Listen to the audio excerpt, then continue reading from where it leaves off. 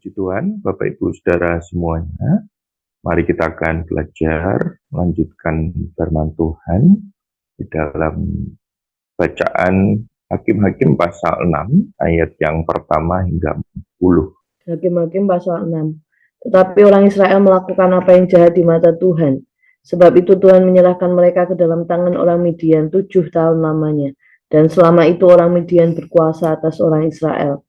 Karena takutnya kepada orang Midian itu, maka orang Israel membuat tempat-tempat perlindungan di pegunungan, yakni gua-gua dan kubu-kubu. Setiap kali orang Israel selesai menabur, datanglah orang Midian, orang Amalek, dan orang-orang dari sebelah timur, lalu maju mendatangi mereka. Berkemahlah orang-orang itu di daerah mereka, dan memusnahkan hasil tanah itu sampai ke dekat Gaza, dan tidak meninggalkan bahan makanan apapun di Israel, juga domba atau lembu atau keledai pun tidak. Sebab orang-orang itu datang maju dengan ternaknya dan kemahnya, dan datangnya itu berbanyak-banyak seperti belalang. Orang-orangnya dan unta-untanya tidak terhitung banyaknya, sekaliannya datang ke negeri itu untuk memusnahkannya. Sehingga orang Israel menjadi sangat melarat oleh perbuatan orang Midian itu. Lalu berserulah orang Israel kepada Tuhan. Ketika orang Israel berseru kepada Tuhan karena orang Midian itu, maka Tuhan mengutus seorang nabi kepada orang Israel yang berkata kepada mereka, "Beginilah firman Tuhan, Allah Israel. Akulah yang menuntun kamu keluar dari Mesir dan yang membawa kamu keluar dari rumah perbudakan. Aku melepaskan kamu dari tangan orang Mesir dan dari tangan semua orang yang menindas kamu. Bahkan aku menghalau mereka dari depanmu dan negeri mereka aku berikan kepadamu. Dan aku telah berfirman kepadamu, Akulah Tuhan Allahmu, maka janganlah kamu menyembah Allah orang Amori yang negerinya kamu diami ini. Tetapi kamu tidak mendengarkan firmanku itu. Kemudian datanglah malaikat Tuhan dan duduk di bawah pohon tarbantin di Ofra, kepunyaan Yoas, orang Abiezer itu, sedang Gideon anaknya mengirik gandum dalam tempat pemerasan anggur agar tersembunyi bagi orang Midian. Malaikat Tuhan menampakkan diri kepadanya dan berfirman kepadanya demikian. Tuhan menyertai engkau, ya pahlawan yang gagah berani. Jawab Gideon kepadanya, "Ah Tuanku, jika Tuhan menyertai kami, mengapa semuanya ini menimpa kami? Di manakah segala perbuatan-perbuatannya yang ajaib yang diceritakan oleh nenek moyang kami kepada kami ketika mereka berkata, bukankah Tuhan telah menuntun kita keluar dari Mesir? Tetapi sekarang Tuhan membuang kami dan menyerahkan kami ke dalam cengkeraman orang Midian." Lalu berpalinglah Tuhan kepadanya dan berfirman, "Pergilah dengan kekuatanmu ini dan selamatkanlah orang Israel dari cengkeraman orang Midian. Bukankah aku mengutus engkau?" Tetapi jawabnya kepadanya, "Ah Tuanku, dengan apakah akan kuselamatkan orang Israel? Ketahuilah, kaumku adalah yang paling kecil di antara suku Manasye dan aku pun seorang yang paling muda di antara kaum keluargaku." Berfirmanlah Tuhan kepadanya, "Tetapi akulah yang menyertai engkau.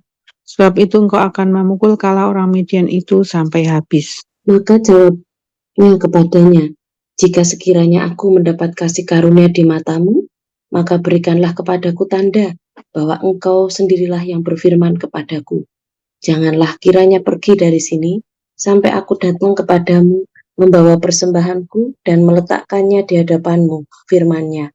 "Aku akan tinggal sampai engkau kembali." Masuklah Gideon ke dalam lalu mengolah seekor anak kambing dan roti yang tidak beragi dari seeva tepung. Ditaruhnya daging itu ke dalam bakul dan kuahnya ke dalam periuk. Dibawanya itu kepadanya ke bawah pohon tarbantin, lalu disuguhkannya. Berfirmanlah malaikat Allah kepadanya, "Ambillah daging dan roti yang tidak beragi itu, letakkanlah ke atas batu ini dan curahkanlah kuahnya." Maka diperbuatnya demikian. Dan malaikat Tuhan mengelurkan tongkat yang ada di tangannya, dengan ujungnya disinggungnya daging dan roti itu. Maka timbullah api dari batu itu dan memakan habis daging dan roti itu. Kemudian hilanglah malaikat Tuhan dari pandangannya. Maka taulah Gideon bahwa itulah malaikat Tuhan. Lalu katanya, "Celakalah aku, Tuhanku Allah, sebab memang telah kulihat malaikat Tuhan dengan berhadapan muka." Tetapi berfirmanlah Tuhan kepadanya, "Selamatlah engkau, jangan takut, engkau tidak akan mati." Lalu Gideon mendirikan mezbah di sana bagi Tuhan dan menamainya Tuhan itu keselamatan. Mezbah itu masih ada sampai sekarang di Ofra, kota orang Abiezer. Pada malam itu juga Tuhan berfirman kepadanya, ambillah seekor lembu jantan kepunyaan ayahmu, yakni lembu jantan yang kedua, berumur 7 tahun. Runtuhkanlah mezbah Baal kepunyaan ayahmu, dan tebanglah tiang berhala yang di dekatnya. Kemudian dirikanlah mezbah bagi Tuhan Allahmu di atas kubu pertahanan ini dengan disusun baik. Lalu ambillah lembu jantan yang kedua dan persembahkanlah korban bakaran dengan kayu tiang berhala yang akan kau tebang itu. Kemudian Gideon membawa 10 orang hambanya, dan diperbuatnyalah seperti yang difirmankan Tuhan kepadanya. Tetapi karena ia takut kepada kaum keluarganya dan kepada orang-orang kota itu untuk melakukan hal itu pada waktu siang, maka dilakukannya pada waktu malam. Ketika orang-orang kota itu bangun pagi-pagi, tampaklah telah dirobohkan mezbah Baal itu, telah ditebang tiang berhala yang di dekatnya, dan telah dikorbankan lembu jantan yang kedua di atas mezbah yang didirikan itu. Berkatalah mereka seorang kepada yang lain, siapakah yang melakukan hal itu? Setelah diperiksa dan ditanya-tanya, maka kata orang, Gideon bin Yoas, dialah yang melakukan hal itu.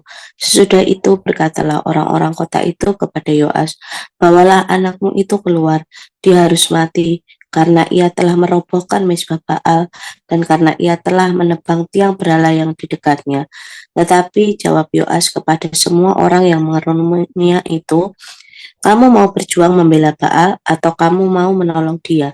Siapa yang berjuang membela Baal akan dihukum mati sebelum pagi.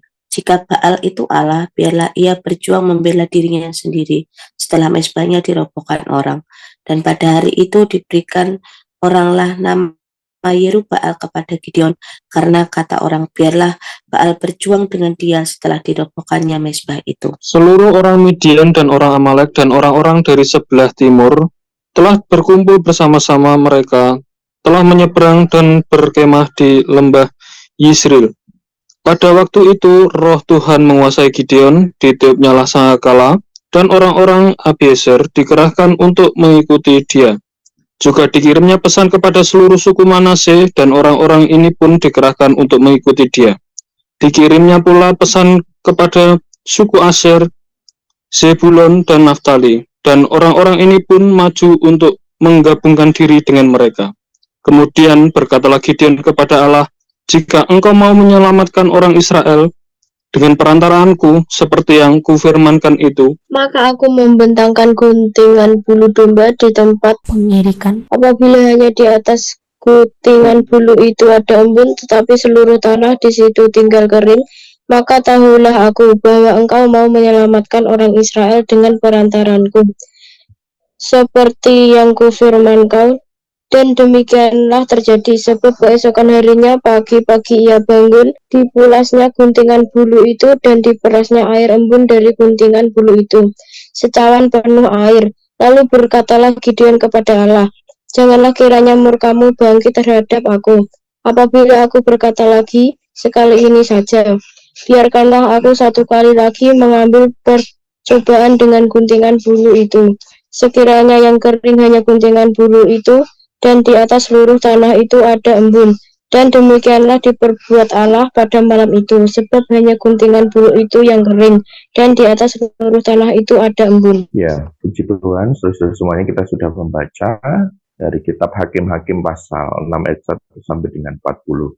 Ada 3 hal yang akan kita pelajari bersama-sama. Yang pertama terkait dengan kejahatan Israel di ayat 1 sampai dengan 6a. Memang kita tentu berkali-kali melihat di dalam Alkitab bahwasanya orang Israel itu sering ya melakukan kejahatan kepada Tuhan.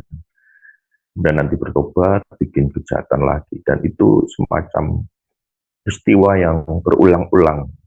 Dan dalam konteks ini memang juga Israel berbuat jahat, yaitu melakukan sinkretisme, sinkretik ya, di mana itu selaras dengan cara-cara orang Kanaan ya, melakukan penyembahan. terhadap ilah lain ataupun berhala. Sehingga akibatnya, saudara-saudara, dari kejahatan ini Tuhan lakukan atau mengizinkan untuk Israel diserbu oleh orang-orang, yaitu ada orang Midian yang dibantu dengan orang Amalek dan juga orang dari sebelah timur. Sehingga dalam hal ini Tuhan menyerahkan Israel pada mereka. Di sisi lain, akibat dari perbuatan jahat ini ada pemusnahan hasil tanah dan ternak, ya, sehingga kehidupan mereka mengalami kemelaratan atau kemiskinan.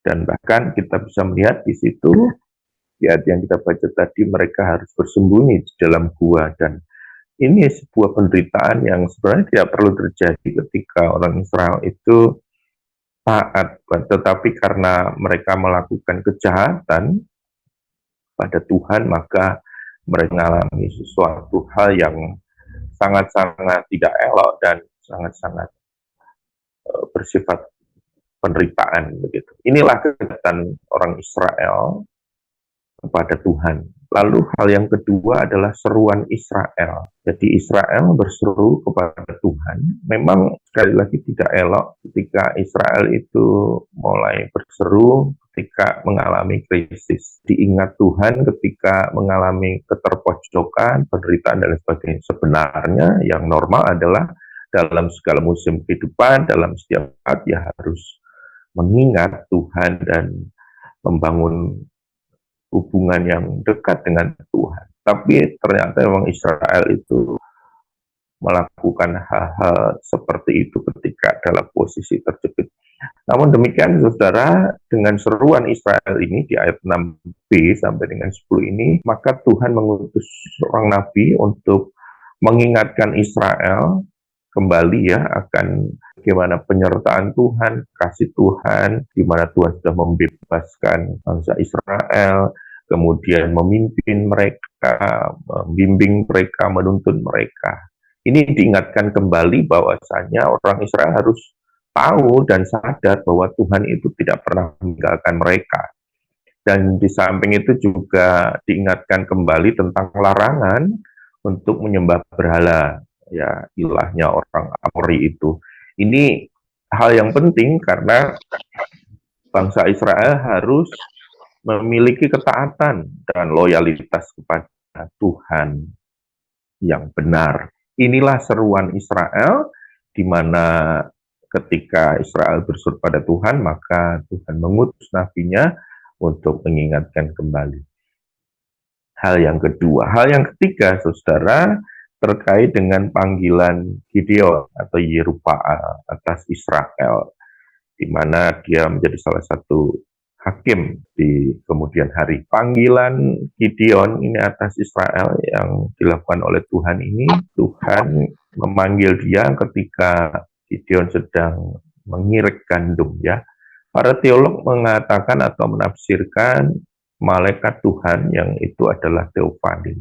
Jadi teofani itu merupakan perwujudan, ya, perwujudan Allah. Dalam hal ini, saudara, Tuhan itu memanggil Gideon tentu dengan tugas yang luar biasa, di mana untuk memimpin bangsa Israel, ya tentu mengembalikan supaya hidup di dalam ketaatan kembali. Kemudian nanti Gideon juga akan memimpin peperangan pastinya, ya, dan menyusun kekuatan. Karena itu Gideon waktu itu mengumpulkan orang-orang, membunyikan sangkakala dan lain sebagainya. Nah, menanggapi panggilan Tuhan itu, Gideon memang meminta bukti pada Tuhan ataupun tanda. Tandanya di mana di situ Gideon akan meminta untuk dia bisa memasak, ya, kambing, kemudian roti tak beragi dan lain sebagainya. Dia minta izin untuk masa itu untuk nanti dipersembahkan. Kalau memang itu benar-benar Tuhan yang memanggil, maka ketika Gideon nanti selesai untuk memasak dan akan mempersembahkan, maka Tuhan masih ada di situ. Sehingga si Gideon akhirnya mempersiapkan itu, semua persembahan itu untuk diserahkan pada Tuhan, dan maka api muncul, api turun untuk memakan habis